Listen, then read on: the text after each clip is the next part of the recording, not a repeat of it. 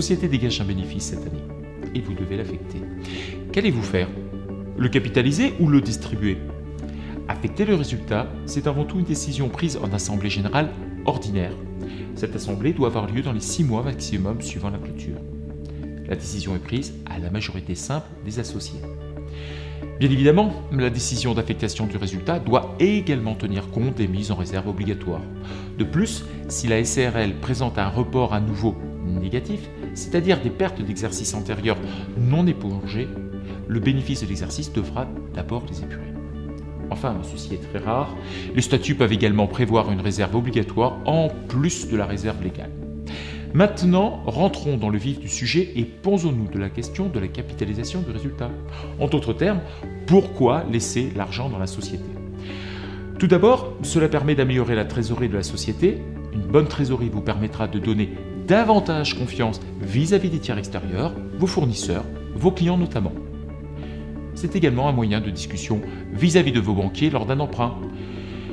C'est enfin un moyen d'autofinancer un nouvel investissement sans avoir besoin d'emprunter.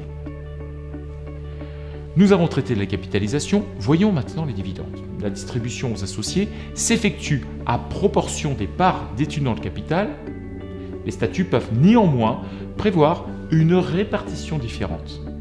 Pour le dirigeant qui détient la majorité des titres de la société, l'affectation des résultats peut jouer un rôle important dans la composition de ses revenus. Le dirigeant va donc arbitrer entre 2 formes de revenus, les dividendes et sa rémunération. La perception des dividendes dans les SARL est toutefois moins avantageuse depuis 2013. En effet, les dividendes sont désormais soumis à cotisation sociale si leur montant dépasse 10% du montant du capital social et toujours aux 15,5% de prélèvements sociaux retenus à la source.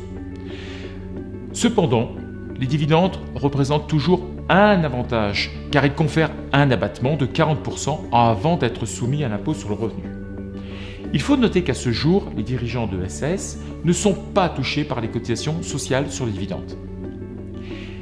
Si le choix de distribuer le résultat est généralement plus avantageux financièrement pour vous, il va surtout dépendre de plusieurs autres critères. Faites bien attention notamment qu'en cas de maladie, la prévoyance ne tiendra pas compte de vos rétributions. Elle tiendra compte simplement de vos rétributions et non pas de vos dividendes.